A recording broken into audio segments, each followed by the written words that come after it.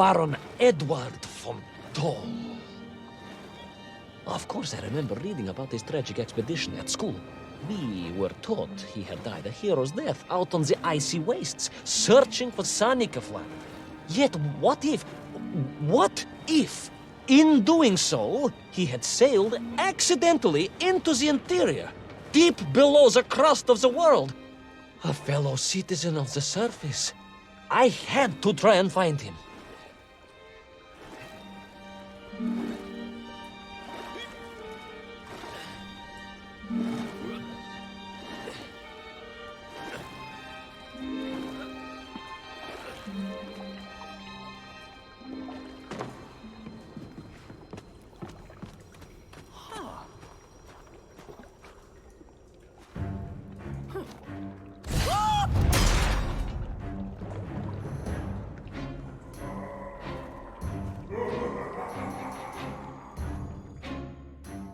A dead explorer stole my... Not dead, General, but quite insane. Perhaps it was the loss of the arm or the leg, or the long years in isolation. But Toll was clearly mad. You should have got along perfectly then. How I wish we had. But no, whatever Toll's intention with little Orpheus was, I had no time to consider it. I was in mortal peril once more.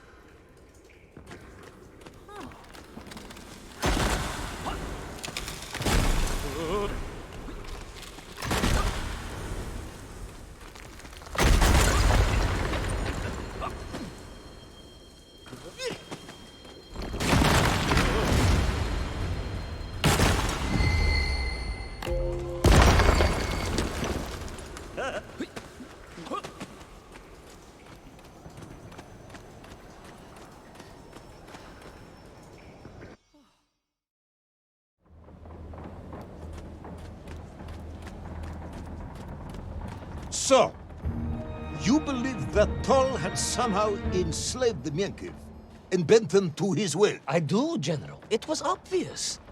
Why else would they serve him? And how else could they be so different from their freed comrades? These odd helmets they wore, it was the science of our times. No doubt about it.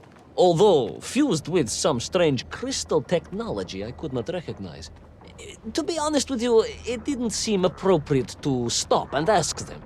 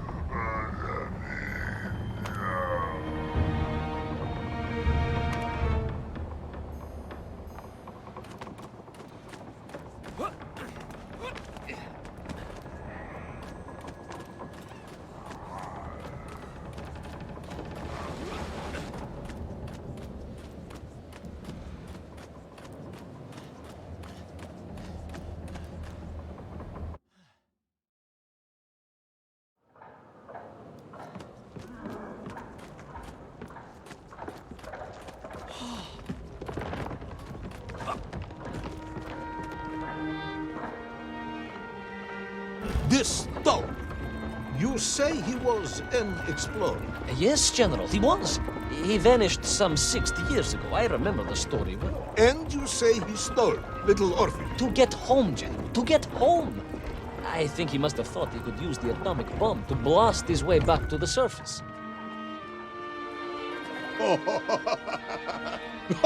Brilliant, Ivan Ivanovich! And you expect me to believe that a 100-year-old madman not only survived below the Earth's crust, but enslaved his Menkiv, explored the lost worlds, and discovered the secrets of atomic power, all by himself? A Tsarist general! An imperialist! No doubt harking back to the terrible days before the Great Revolution. And Estonian! Estonia. Estonian, General! They are wily people.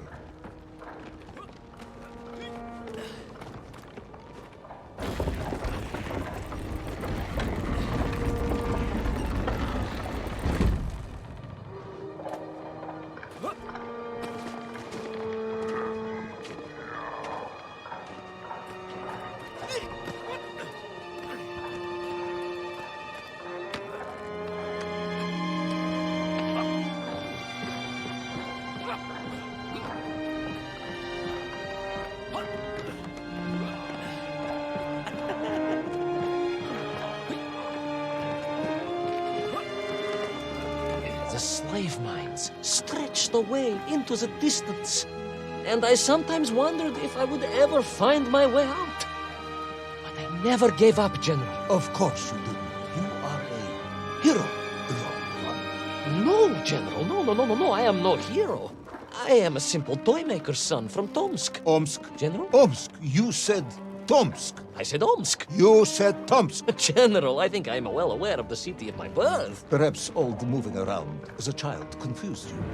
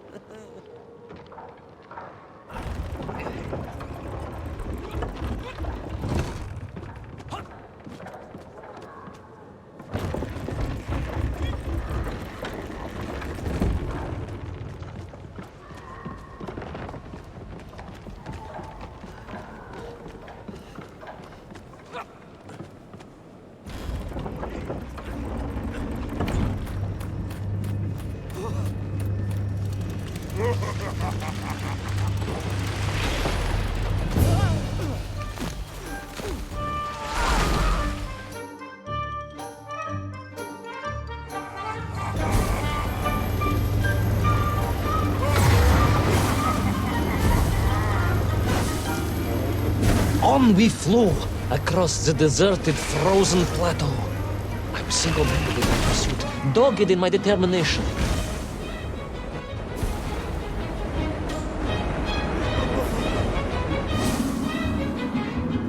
I would take back little Orpheus and prevent Toll from detonating the bomb. Ah, you are as humble as ever, Tavares.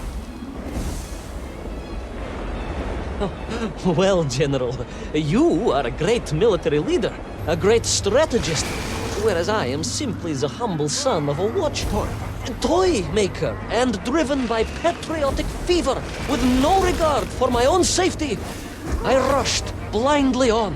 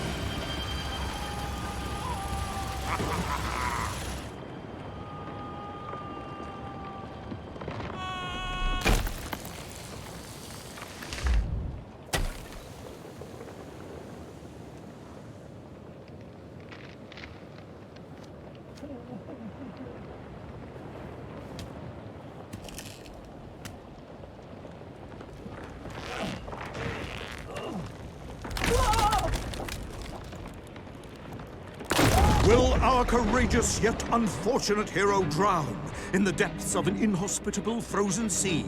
Will he thaw out in time to prevent Tol from detonating the bomb?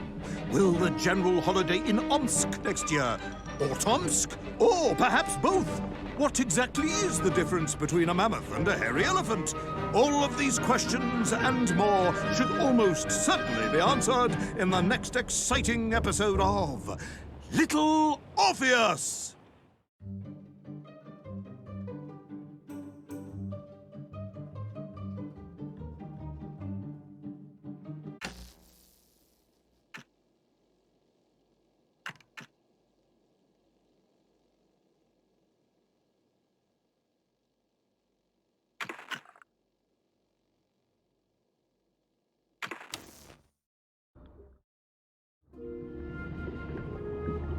I thought I was doomed.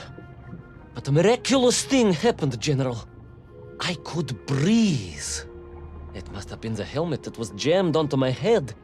It was a strange and remarkable thing. Some might almost say beyond belief. A narrow-minded fool may indeed, General. But of course, you are no Durak. But even as I sank towards the floor of that lost ocean, my journey was about to take me to darker, stranger territory than ever before. And it happened like this.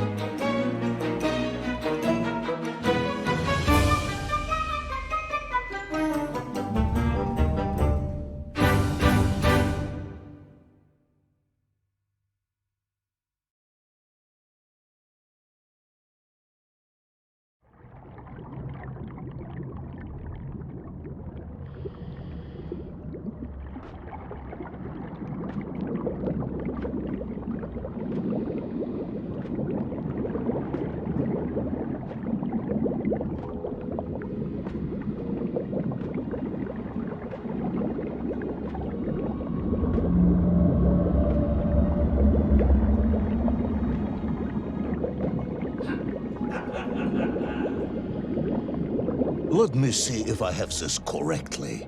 After narrowly failing to apprehend the mad missing explorer Tol and recapture my atomic bomb in your giant snowball, you fell through thin ice and sank to the bottom of a subterranean ocean, discovering along the way that the mind control helmet you had accidentally wedged onto your head enabled you to breathe underwater and resume your pursuit across the seabed.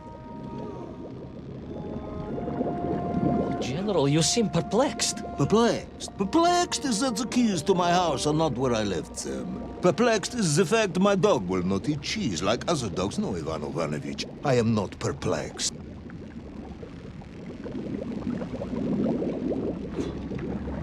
Intrigued, then, perhaps? I'm not sure intrigued is the correct term either. Enraged at being taken for a simpleton. Now that, perhaps, is a better way of describing my current state of mind.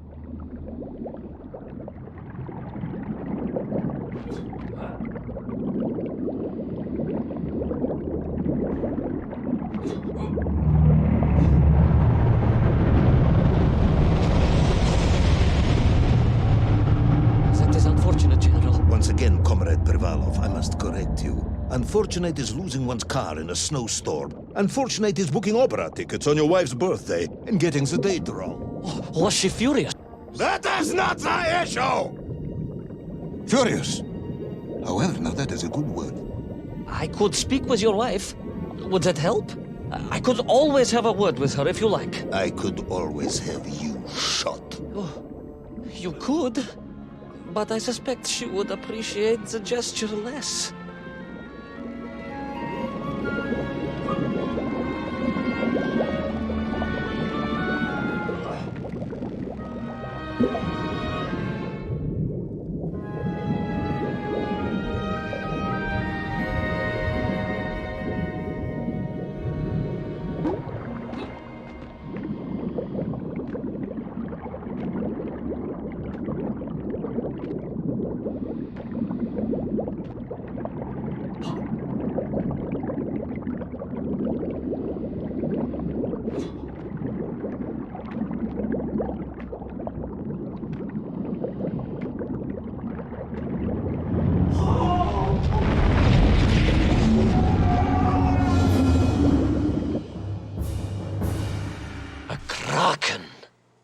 vast monster of the sea. A giant, humongous, many-armed electrical destroyer of ships and cities. Electrical? Electricity flowed along its horrible body, sparking and stunning all it touched, flowing like deadly rivers along its awful tentacles.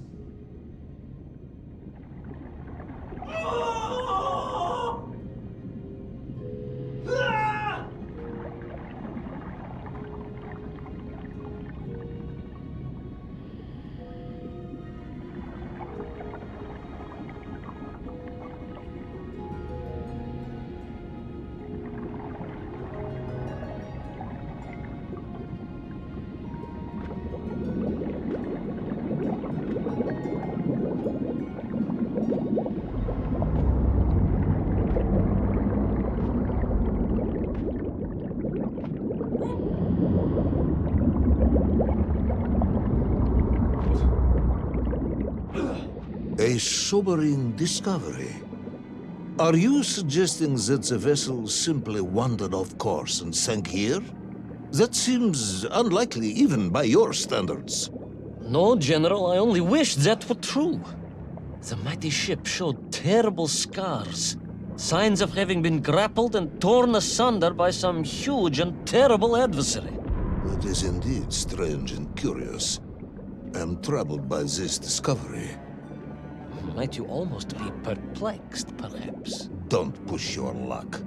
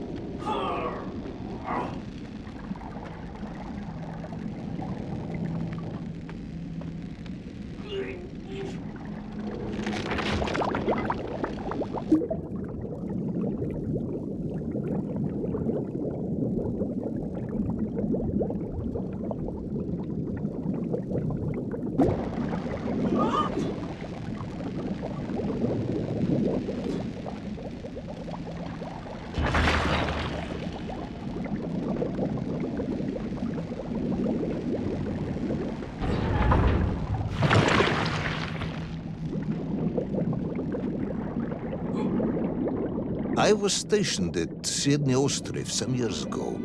I am only too aware of how easy it is for the imagination to create monsters when one is exposed to lonely and dark places. My men required constant monitoring. Much like my cousin Pavel. He was also stationed at Ostrov? No, he required constant monitoring. He was a devil for stealing eggs.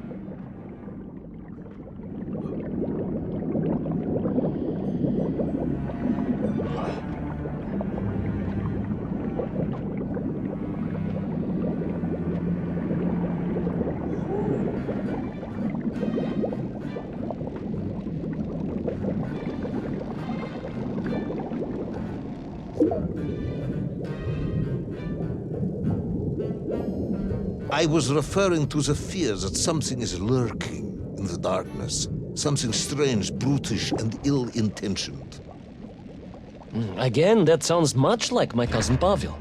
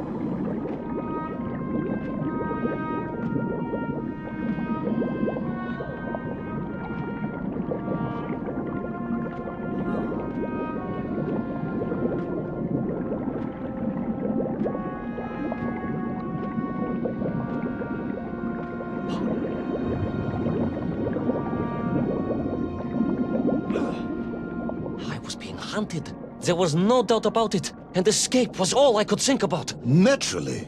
That and duty. Duty? Yes, General. After all, I had a bomb to recover from that villain Toll. How clever of you to remember that.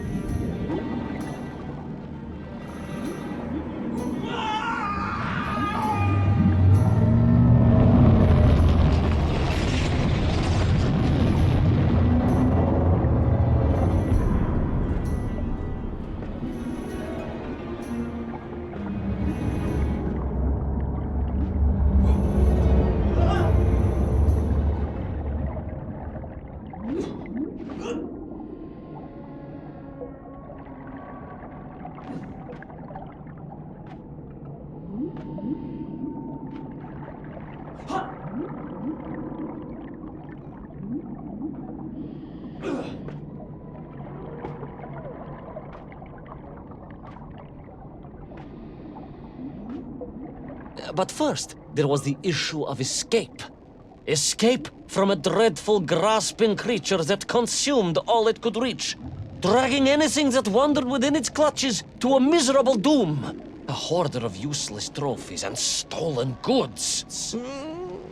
Once again, Tavarish, I suspect you are pursuing a somewhat tortuous metaphor for capitalism, in the misguided hope of appealing to my political ideals.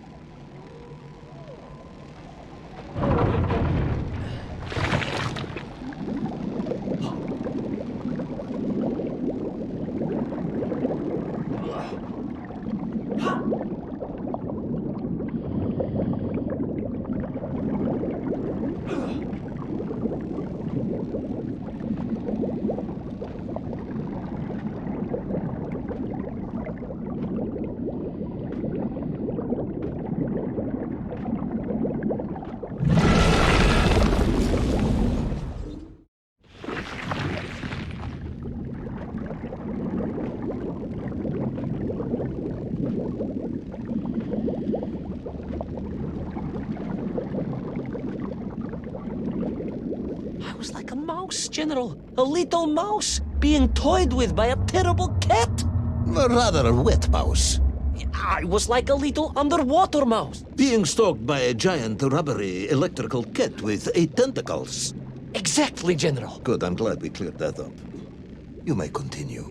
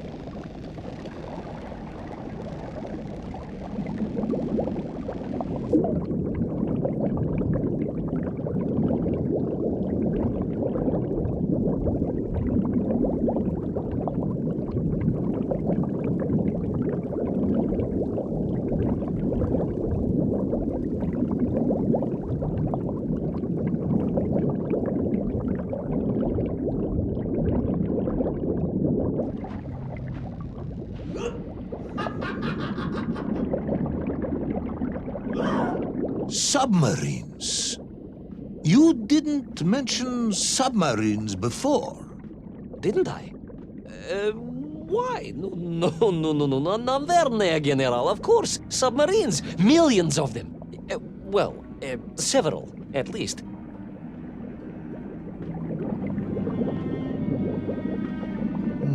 Any particular submarines? Did you see names, numbers? General, have you lost a submarine? I am not at liberty to answer that question, as you well know. Well, General, losing one's car in a snowstorm is unfortunate, as you say. But to lose a whole submarine, that could be considered careless.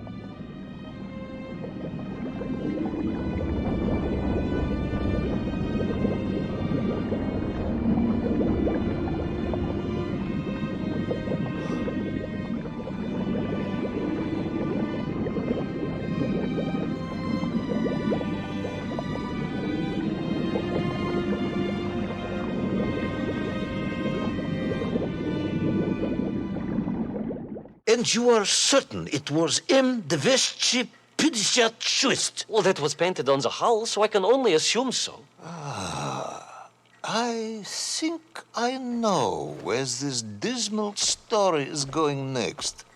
You somehow miraculously brought the remaining closed cycle engine online, flooded the torpedo tubes, dispatched the Kraken with one shot, and triumphantly surfaced. No, General, that is not what happened at all. I did indeed make my way to the torpedo tubes, but for a very different purpose. After all, history has taught us that atomic power is not to be toyed with. Much like tired, impatient generals, perhaps. Particularly the perplexed ones. Indeed, General. Or like dogs that will eat no cheese.